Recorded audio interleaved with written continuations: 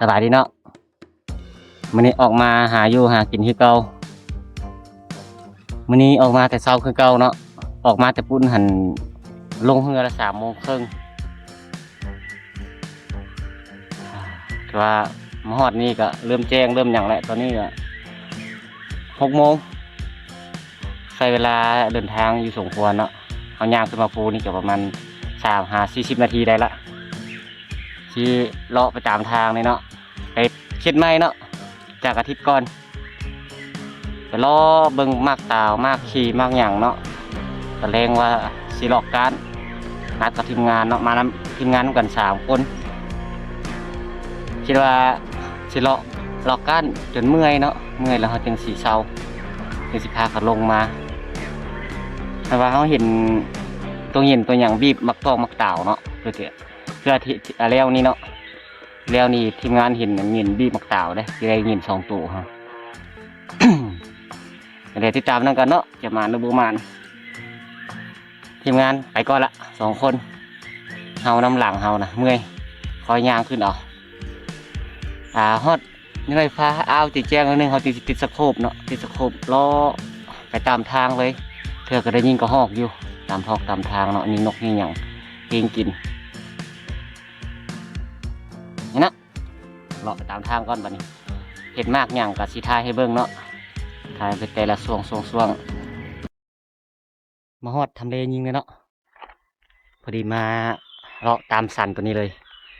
ตาเว้นกับพวงขึ้นหน่อยนึง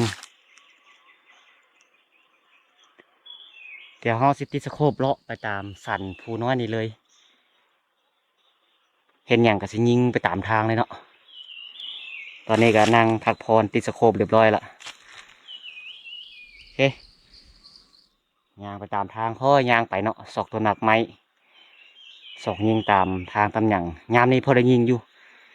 ตามทางตามหยังกะก็หอกมันออกมาเลาะอยู่เนาะ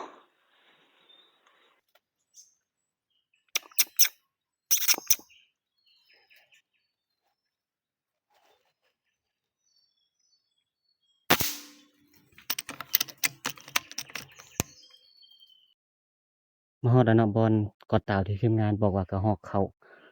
ห้อยจะลายแต่ว่าบ่เห็นหอยบ่เห็นมันเข้ามาน่าน่าจะเป็นหอกเบาเนาะเพราะเห็นหอกเบาไปตัวหนึ่งส่วนหอกดิกเขายิงอยู่ปากขี่เมื่อกี้นี่มัน6 คนเนาะเขายิงผ้าไปเลยบุทึกซ้ำบ่แน่ใจว่ามันจะมากินบักตาวนี่บ่นี่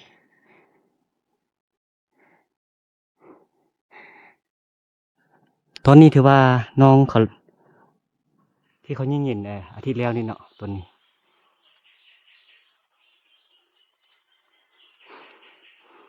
เดี๋ยว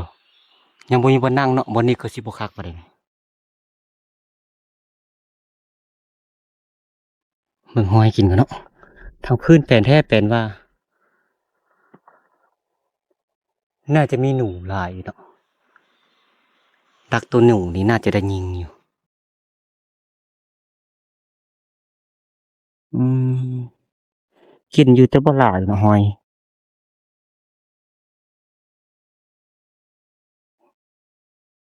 ใครมีบ่นั่งก็มานั่งก็พอได้ยิงอยู่เนาะพอดีมันไกลอันนั้นแหละไกลปลาขี่อยู่หั่นแหละนี่หอยนี่โอ้น่าจะเป็นหอยหนูนะหนูไปหาปลาขี่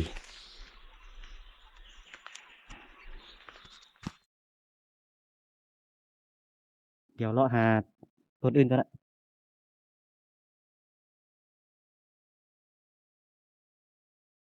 หอยเห็นดีกว่าเก่าละน่าจะบ่มาแล้วน่าจะหมดละเลาะขึ้นมาตามห้วยมาเจอต้นไฮตัวนี้เนาะเป็นบางไฮเหลืองทว่าล้นหลายว่าเนาะยังเหลืออยู่เทิงน้อยเดียวคิดว่าน่าจะมีกระหอกอยู่เนาะสินั่งเลย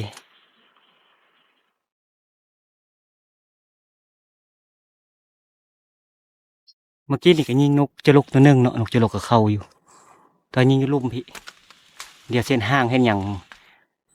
จักหน่อยเนาะเบิ่งมันจะมีนกมันหยังเข้าบ่ถ้าว่าเป็นยามอัน10 เดือน 10 11 12แถวเดือน1เดือน2นี่มันสุดยอดแล้วบ่ให้อันนี้นกมากสุดละแต่ว่ามาช่วงนี้นี่ก็สิบ่ปานใดกับนกเนาะมันบ่ค่อยจะเข้ามากมาได้ละหวังว่าจะฮอกก็ฮอกจะเข้าให้เฮาเนาะ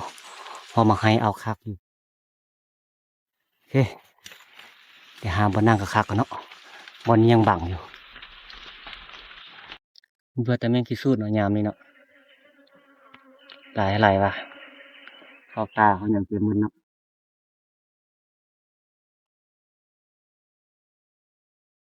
นกฮ้อนก็เข้าบ่หลายไปเนาะประมาณ6-7ตัวนี่ละแต่เฮาบ่ได้ยิงเนาะจะยิงอยู่งาอันงาเฮาคิดว่าสิเก็บได้เนาะ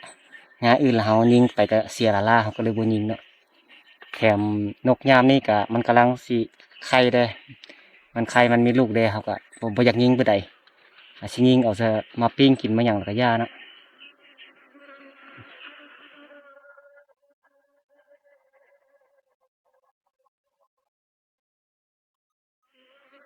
เฮ็ดห้างแล้วบ่มาเลยนกจะลกใหญ่กันเนาะโอเคเนาะเฮ็ดห้างเฮ็ดหยังจบเจือแล้วก็ติดสโคปเรียบร้อยละสินั่งจนค่ำจนมืดเลยเนาะสิบ่ไปไสละคือสิคือสิมาอยู่เนาะเพอเห็นนกฮอนนกอ้อยอยู่แต่ง่ากว้างเกินเนาะเฮาอาจจะบ่ยิงหลายนกน้อยนะงั้นยิงนกใหญ่ๆเอาเพราะว่าทั้งลุ่มก็เป็นอ่าใบตองเนาะใบไม้มันหล่นบักหลายขนาดเฮายิงนกจะลงเมื่อกี้ยังซอบกันโดนเนาะ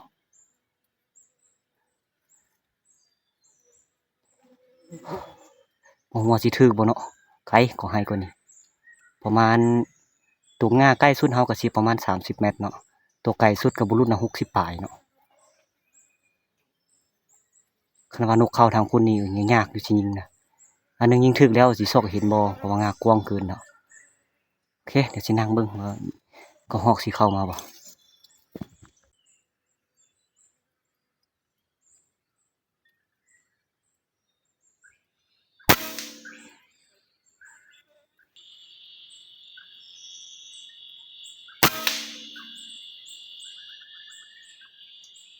เดี๋ยวเลยนะนกจะลก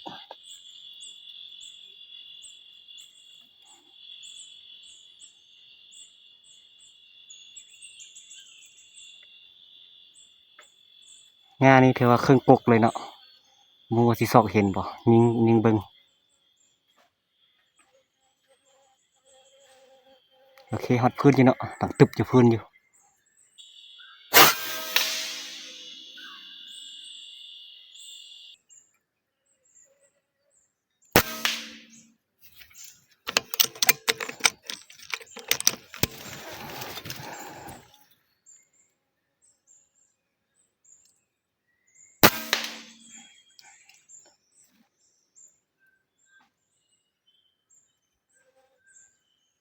บ่อยากตายครับเนาะบาดทำบิดเฮาแน่บ่คัก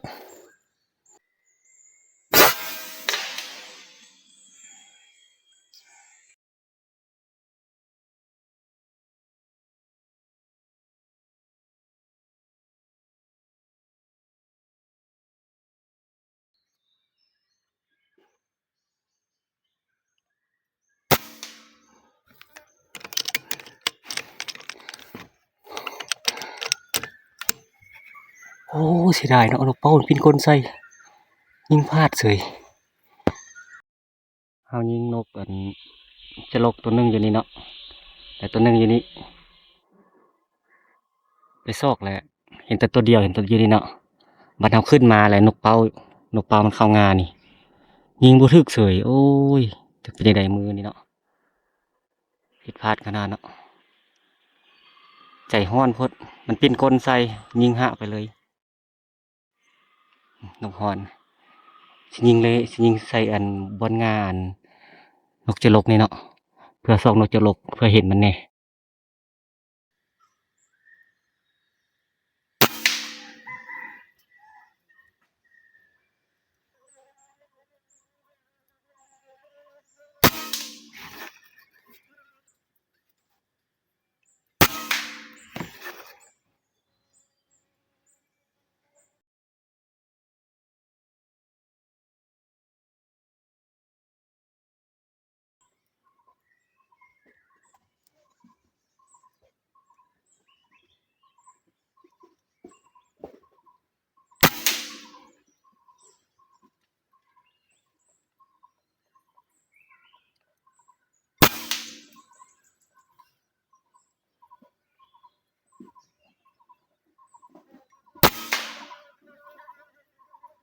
เรียบร้อยเนาะ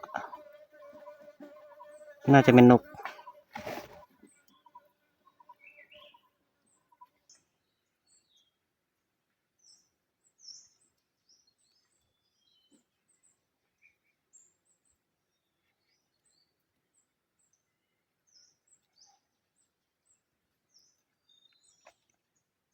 แต่งแบนเนาะ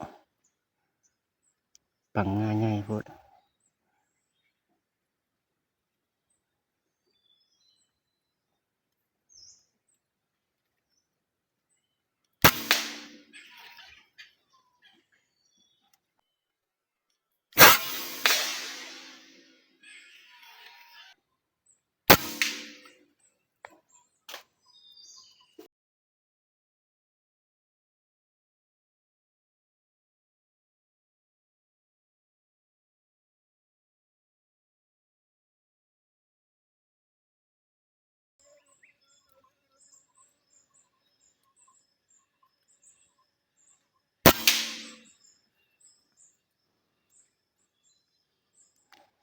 เป็นนกหอนเนาะ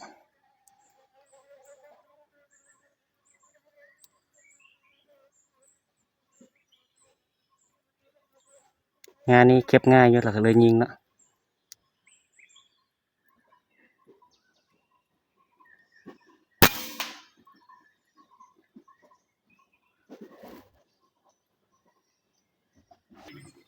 นกเป่าเนาะนกไข่หอด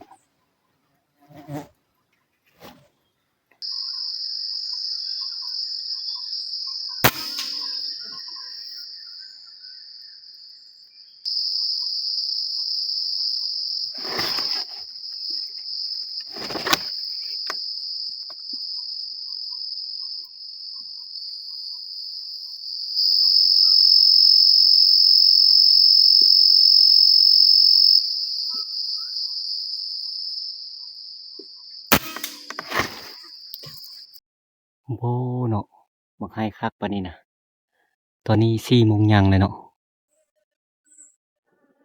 ยังบ่มีหอกมาจักโตเลยโอ้เป็นยังไงเนาะกลางป่าคักก็ได้บักให้ตัวนี้นะมนป่าไก่เติบเนาะมันเข้าค่ำบ่หรือจังไดถ้ารักของเนาะจำเป็นละเปิดเลยก็ให้ก่อนนี่บ่มีก็หอกจักโตแท้ๆ6 โมงครึ่งแล้วตอนนี้ก็ยังเบิ่นหน้าหอกจักโตอ้อบักให้คักเลยคักว่าเป็นยังไงเนาะโอเคค่ำแล้วเนาะโอ้ยเนาะบ่มีหอกเนาะหอกมาตัวเดียวหนึงเขาได้ปลดสโคปออกมันมาค่ำๆเนาะของหอกเนาะนกเป้าก็เข้าอยู่แต่ว่ายิงบ่ถึกของเป้านะ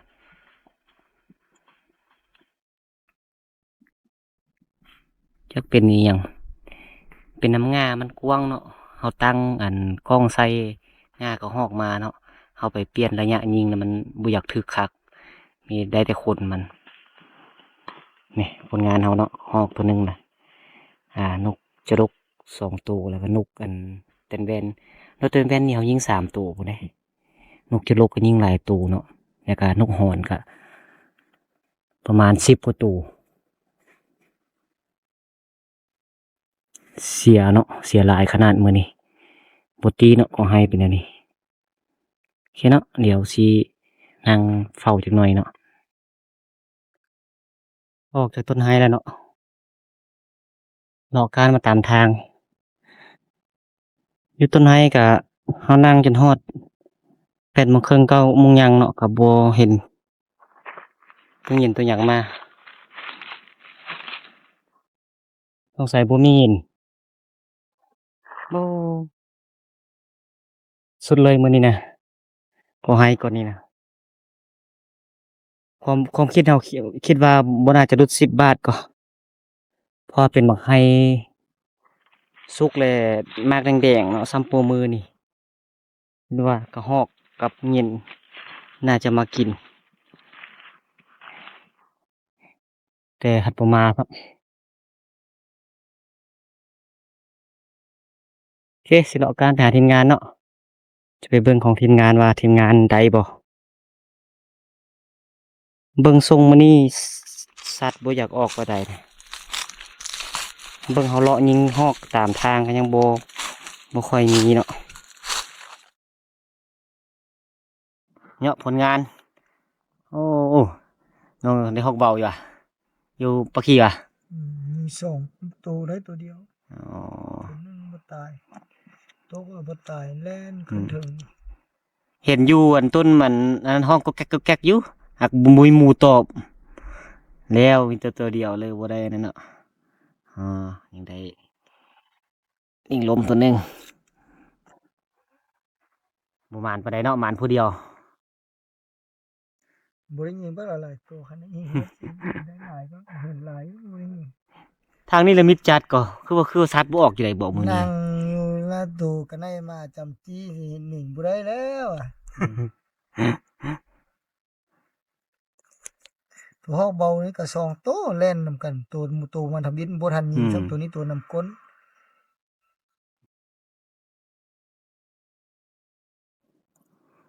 ผู้ดีเด็กก็ฮอกอยู่ตัว5ตัวเนาะ บ่เห็นจักโตเลยมึงเนี่ย 5นก6นก3 ก็ ตัว ได้ตัวหนึงฮอกดิ้งตัวหนึง ยิงลมตัวหนึง